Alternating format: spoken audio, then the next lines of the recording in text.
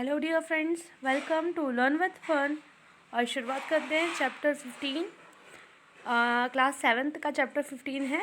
Topic है light. Light क्या होता है? लाइट एक फॉर्म ऑफ एनर्जी है जो हमें एक दूसरे को देखने के लिए या आसपास के ऑब्जेक्ट्स को देखने में हेल्प करता है।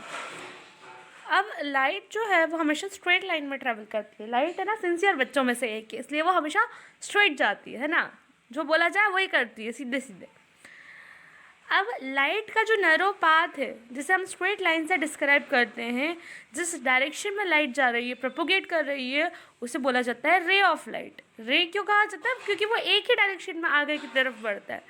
अब इन्हीं रेज ऑफ लाइट का अगर एक हम बंडल बना दें, जैसे हम धनिया का बंडल बना देते हैं, पालक का बना देते हैं, ऐसे ही अगर हम रेस का बंडल बना दें तो एक ब्रॉडर बंडल कहलाता है बीम ऑफ लाइट। 3 तरीके के बीम ऑफ लाइट होते हैं: पैरेलल बीम, डाइवर्जेंट बीम और कॉन्वर्जेंट बीम। अब पैरेलल बीम में क्या होता है कि जितनी भी रेज है वो एक दूसरे से पैरेलल है। इसका मतलब क्या है? दो रेज के बीच में जो डिस्टेंस है वो हमेशा कैसा रहेगा? सेम रहेगा। कैसा रहेगा? सेम रहेगा। जैसे कि सन बहुत दूर है, सन से आने वाली जितनी भी रेज है वो एक दूसरे के क्या है? पैरेलल है। Next is divergent beam of light. So divergent beam of light में क्या होता है कि रेस डाइवर्ज हो रही है एक सोर्स से। अब डाइवर्ज हो रही है, इसका मतलब धीरे धीरे दो रेस के बीच में जो सेपरेशन है वो क्या हो रहा है? इंक्रीज हो रहा है।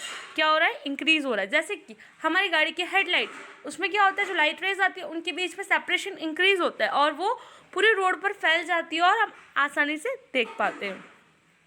नेक्स्ट बीम ऑफ लाइट है कॉन्वर्जेंट बीम ऑफ लाइट। इसमें क्या होता है कि जो लाइट रेज है वो एक दूसरे के क्लोज आती है, उनके बीच में जो सेपरेशन का डिस्टेंस है वो धीरे धीरे कम हो जाता है और एक पॉइंट पे वो अल्टीमेटली मीट करती है, उसे कहा जाता है कॉन्वर्जेंट बीम ऑफ लाइट। हम पढ़ चुके हैं लाइट हमेशा स्ट्रेट लाइन पर ट्रेवल करती है और इसका एग्जाम्पल हम पिनहोल कैमरा क्लास 6 में देख चुके हैं। नेक्स्ट आता है रिफ्लेक्शन ऑफ लाइट। जैसे हम बॉल को नीचे फेंकते हैं और वो नीचे से टकरा के वापस ऊपर उछल कर आता है, ऐसे ही लाइट भी क्या करता है? लाइट जब एक स्मूथ पॉलिश सरफेस यानी कि कांच पर टकराता है तो वो वापस एनवायरनमेंट में उस तरफ रिफ्लेक्ट बैक होता है, बाउंस बैक होता है। उसे बोलते हैं reflection of light. The bouncing back of light रे from a smooth polish surface called mirror is called reflection of light. जो सिल्वर होता है वो one of the best reflection of light होता है। अब अगर हमें एक्सप्लेन करना हो कि कांच लाइट की डायरेक्शन बदल देता है तो इसका एक बहुत सिंपल एग्जांपल है जो हमारी डेली लाइफ में हम आए दिन देखते हैं। आप सबने देखा होगा ना, जो व्यक्ति वो चमक वाले सितारे वाले या कांच वाले कपड़े पहन के आता है, वो जहाँ खड़ा होता है उसके आसपास लाइट्स के जो लाइट का लाइट है उसके सर्कल्स, स्टार्स बनने लगते हैं वॉल्स पर, आसपास की चीज़ों पर। वो कैसे बनते हैं?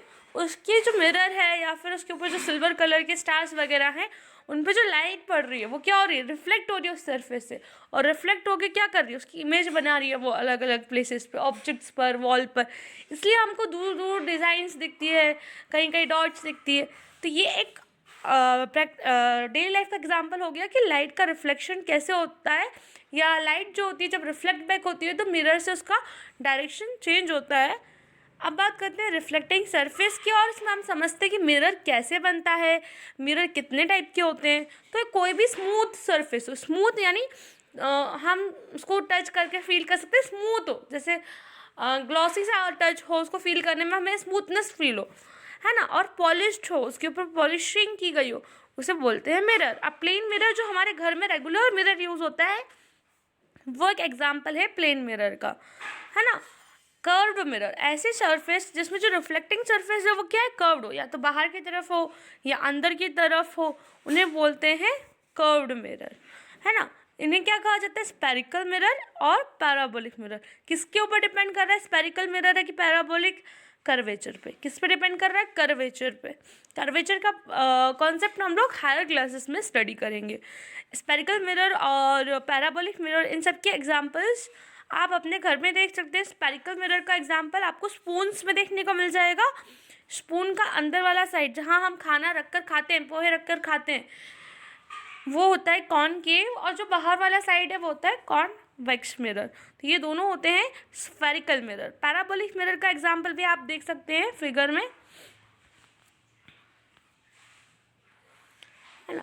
अब बात करते हैं कि एक प्लेन मिरर को किस तरीके से बनाया जाता है, या एक प्लेन मिरर कैसे हम प्रिपेयर कर सकते हैं। तो एक ग्लास शीट को हम सिल्वरिंग कर देते हैं, सिल्वर से कोट कर देते हैं, सिल्वर साइड से कोट कर देते हैं। उसकी सिल्वरिंग करने के बाद उस सिल्वरिंग को प्रोटेक्ट करके, सिल्वर कोटिंग को प्रोटेक्ट करने के लिए ऑरेंज रेड पेंट की एक लेयर कोट कर देते हैं। और जो ये सिल्वरिश साइड होता है, यहाँ पे क्या होता है, रिफ्लेक्शन होता है, यहाँ से रिफ्लेक्शन होता है।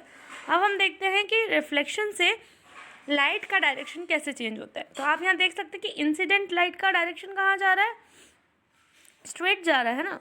अगर इंसिडेंट रे के सामने मिरर नहीं रखते तो वो सीधा सीधा डॉटेड लाइन को फॉलो करता, लेकिन क्या हुआ, मिरर के कारण क्या हुआ, वो रिफ्लेक्ट बैक कर गई, बाउंस बैक कर गई, है ना। तो क्या हो रहा है, डायरेक्शन चेंज हो रहा है। अब यहाँ पे कुछ पॉइंट्स है जिन्हें समझ लीजिए। जो लाइट रे सरफेस पर आती है उसे बोलते हैं इंसिडेंट रे। जो लाइट रे मिरर से टच होकर या मिरर से टकरा कर वापस जाती है उसे बोलते हैं रिफ्लेक्टेड रे। सरफेस से 90 डिग्री के एंगल पर अगर हम एक नॉर्मल एक लाइन कंसिडर करते हैं उसे बोलते हैं नॉर्मल। नॉर्मल और इंसिडेंट रे के बीच में एंगल होता है एंगल ऑफ इंसिडेंस। नॉर्मल और रिफ्लेक्टेड रे के बीच में एंगल होता है एंगल ऑफ रिफ्लेक्शन। इसके दो लॉज भी होते हैं और ये मैं शॉर्ट में आपको डिस्क्राइब कर रही हूँ। इंसिडेंट रे, नॉर्मल और रिफ्लेक्टेड रे तीनों ही एक प्लेन में लाई करते हैं। पहला लॉ ऑफ रिफ्लेक्शन और दूसरा लॉ ऑफ रिफ्लेक्शन कहता है कि एंगल ऑफ इंसिडेंस और एंगल ऑफ रिफ्लेक्शन बराबर बराबर होते हैं। अब समझते हैं रियल इमेज और वर्चुअल इमेज के कॉन्सेप्ट को, कि अगर लाइट रे रिफ्लेक्शन होने के बाद एक्चुअली एक पॉइंट पर, असल तौर पर एक पॉइंट पर मीट होती है और इमेज ऑब्टेन्ड होती है जिसे हम स्क्रीन पे ले सकते हैं, तो उसे बोलते हैं रियल इमेज। रियल के साथ आता है इन्वर्टेड। रियल के साथ क्या आता है, इन्वर्टेड। क्या आता है, इन्वर्टेड, है ना। When the rays of light after suffering reflection from mirror appears to meet, मतलब अगर लाइट रे रिफ्लेक्शन होने के बाद अपीयर होती है, हमें ऐसा लगता है कि वो एक पॉइंट पर मीट कर रही है, तो जो इमेज फॉर्म होती है उसको हम स्क्रीन पे ऑब्टेन नहीं कर सकते और वो बनती है वर्चुअल इमेज। वर्चुअल के साथ आता है इरेक्ट, रियल के साथ आता है इन्वर्टेड। ये दोनों भाई बहन है। रियल के साथ हमेशा इन्वर्टेड देखने को मिलेगा आपको, और वर्चुअल के साथ इरेक्ट। अब इन्वर्टेड मतलब क्या होता है, रियल मतलब जिसे हम उतार पाए स्क्रीन पर, है ना। वर्चुअल मतलब हमारे इमेजिनेशन में है, हमें ऐसा लग रहा है कि वो मीट हो रहा है और वहाँ इमेज जरूर फॉर्म होती है पर उसको हम स्क्रीन पे ऑब्टेन नहीं कर पाते। तो इन्वर्टेड, रियल के साथ इन्वर्टेड आता है, इसका मतलब वाटर इमेज वाला कॉन्सेप्ट, जिसमें अपसाइड डाउन, ऊपर वाला हिस्सा नीचे की तरफ और नीचे वाला ऊपर की तरफ हो जाता है, उसे बोलते हैं इन्वर्टेड। तो रियल इमेज हमेशा इन्वर्टेड रहती है, वर्चुअल इमेज हमेशा इरेक्ट रहती है। इरेक्ट मतलब सीधी खड़ी हुई। हम देखते हैं प्लेन मिरर से जो इमेज फॉर्म होती है वो कैसी होती है। तो इसको चेक करने के लिए आज सब आप प्लेन मिरर के सामने खड़े होइएगा और देखिएगा क्या ये सारी कैरेक्टरिस्टिक्स होती है। क्या आप वर्चुअल इमेज देखते हैं अपनी, बिल्कुल इरेक्ट। प्लेन मिरर में इमेज कैसे बनती है, वर्चुअल एंड इरेक्ट, है ना। इसे हम स्क्रीन पे ऑब्टेन नहीं कर सकते। अब लेटरली इन्वर्टेड मतलब रियल और इन्वर्टेड वाला, जो इन्वर्टेड था वो अपसाइड डाउन है, यहाँ पे है लेटरली मतलब लेफ्ट साइड राइट साइड की तरफ जा रही है और राइट साइड लेफ्ट साइड की तरफ। मतलब हम अपना जब राइट हैंड रेस करते हैं तो हमारी इमेज का लेफ्ट हैंड रेस होता है, और जब हम लेफ्ट हैंड रेस करते हैं तो इमेज का राइट हैंड रेस होता है ना। और जितने बड़े आप होंगे उतना ही बड़ा आपका इमेज होगा, है ना। जितनी दूर आप मिरर से होंगे उतना ही दूर मिरर में आपकी इमेज बनेगी। तो ये सारी क्या है, कैरेक्टरिस्टिक्स है अगर कोई इमेज प्लेन मिरर से बनती है तो उसकी। अब प्लेन मिरर के यूजेस देख लेते हैं। तो एक तो लुकिंग ग्लास के लिए हम अपने घर में कांच के तौर पे यूज़ करते हैं। पेरिस्कोप जो लाइन ऑफ साइट को चेंज करता है, जिसके बारे में आप क्लास 8 में पढ़ेंगे, और यूज़ होता है as a reflector in solar cooker. अब हम स्फेरिकल मिरर्स और उनसे बनने वाली इमेजेस के बारे में नेक्स्ट सेशन में पढ़ेंगे, जिसमें लेंसेज हैं और उनके लॉज भी हैं। I hope you are learning, and please let me know if any changes are required. Thank you so much for watching, and please do share to your friends.